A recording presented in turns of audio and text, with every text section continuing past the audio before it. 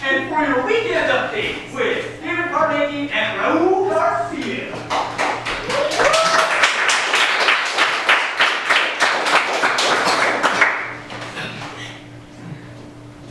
Thank you very much. I am David Carnegie. And I'm Raul Garcia.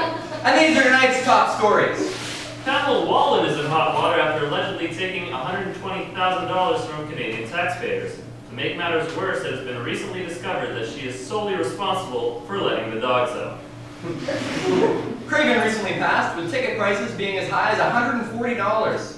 You know, if you're interested in sitting in mud for a couple of days, dealing with belligerent drunks, and listening to country music, well, my uncle will charge a lot less. A lot less. Pitbull keeps on releasing mediocre music. The worst part about it all is that nobody quite knows who Dolly is.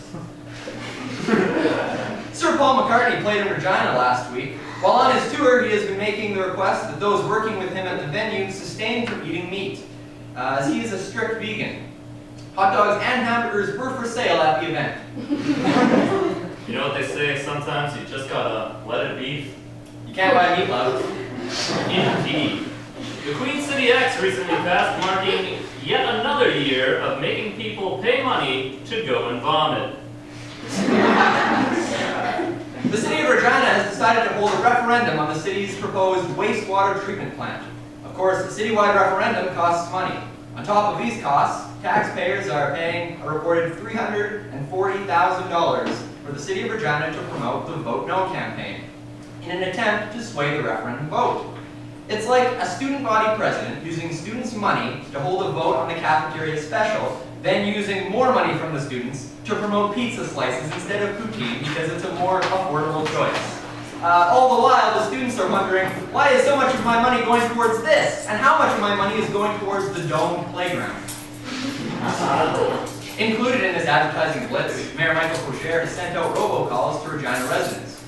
No one can tell you what the message was, however, because everyone hangs up after he started with 2 foghorns and says, "This is your captain speaking." Taking a look at national news, cannibal killer Luca McNaught is currently being held at the medical wing of the Riveri de Paris Detention Center in Montreal.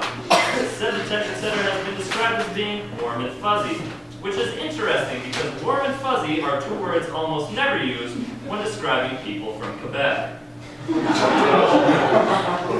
Last week's episode of Amazing Race Canada featured the Regina leg of the race. Teams had to search through trucks of lentils, train with the RCMP, and run a circuit with the Saskatchewan Roughriders. Luckily, it was filmed earlier, so the contestants didn't have to compete in the hardest Regina challenge, driving on the ring road while under construction. And finally, a look at sports. Major League Baseball suspended 13 players linked with biogenesis. All 13 players must be pretty big Shaggy fans, as they all keep saying, "It wasn't me." And finally, Corey Sheets was accused of domestic violence in the off-season. When asked for comments, Sheets was apologetic, saying, "I'm only gonna do it, #1 time." Thank you, that was the news. That was the news.